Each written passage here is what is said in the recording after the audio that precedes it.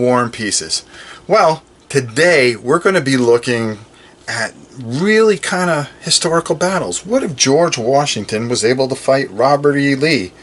Or Paul Revere was able to fight, well, anybody in history? Well, we can do that. And I know what you're thinking, but miniatures? No, an actual card game called Heroes of History. And it's really pretty cool. So why don't we head down to the table and I'll explain it. And guess what? There's no miniatures in this one. Or chits. It's a card game. Let's head down to the table and take a look. So here we are down at the table. Now, I'm not a big fan of paper maps, but I think this is the best way that we can kind of show what's going on here. So this is really an interesting game. First of all, let's take a look at some of the characters here that you'll run into. There's Sitting Bull, okay, and Sam Houston, and Annie Oakley. Robert Lee's in here, George Washington, you know, for instance, Andrew Jackson, Benedict Arnold, and the list goes on, and, you know, smaller heroes from the past, and, you know, it's just really an amazing game, and Ulysses S. Grant, just to name a few things. Now, the way things work here is for the main heroes, you have a certain card hand, and I'm not going to explain every rule here. It would just take too long, but I'm going to give you a good overview of what happens here. Now, to get a big hero out, you see these 2 stars. That's how many cards you would have to discard. They have an attack value here and a defense value each card has, and also some text which can affect things such as a special power, more or less. So they would sit in the trench here, and on your turn you would decide who would attack and who would defend before you do your attack and defense. So you would say, I'm going to keep Andrew Jackson, and you would tap him. He would be in defense and George would attack. And on the other side, whoever they had across from them, you would say, okay, well, I'm attacking with him, and maybe it would take Sitting Bull out, for instance. And then on the subsequent turn, when somebody would attack, George would not be able to defend anything, even though he may have won that battle, only Andrew Jackson. And at any point on your turn, when you are doing your phase where you're putting out cards, you can even change it up and make George defend and Andrew Jackson attack. Right here in a command zone, you can take and attach a weapon to give additional power. Sometimes they're attack things, such as this Winchester, which will give attack and 2 strength. Oh wait. 3 attack and 2 defense.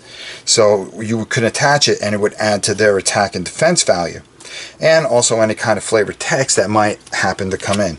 The real interesting thing is that they have a thing called the battlefield, and that is a green bordered card, and that will basically, once that's put out, it has some flavored text to it which will change how the battlefield is played.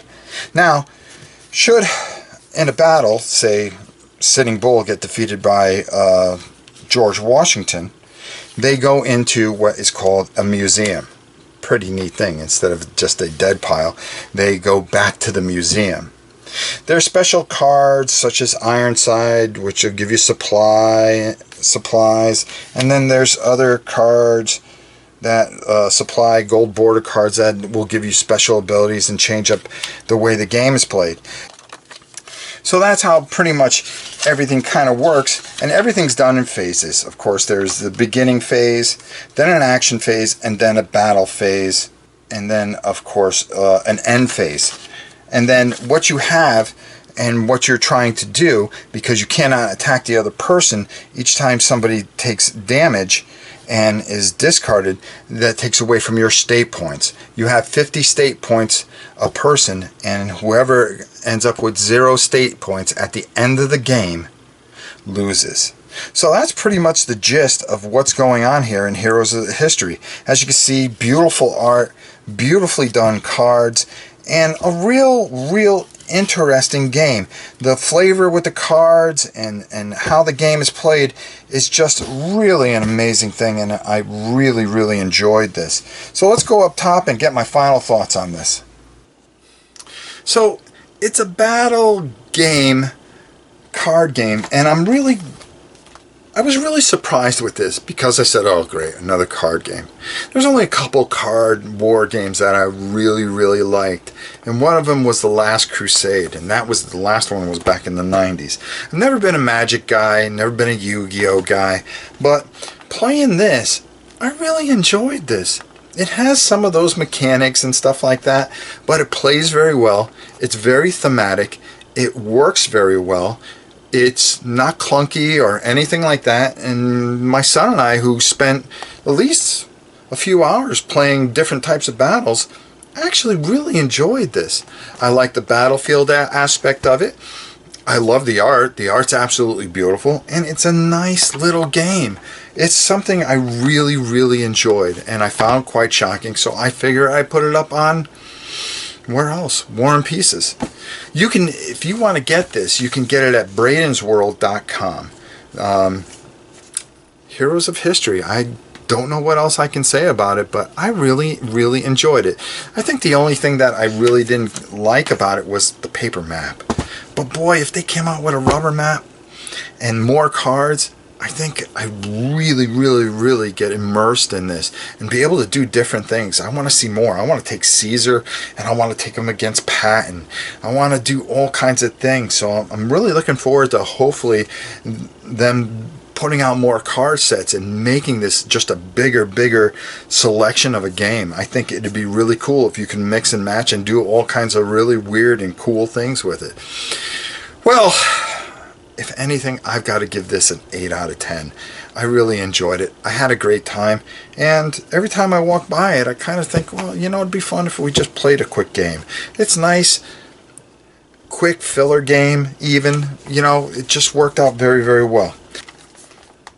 So check out Heroes World from Braden's World.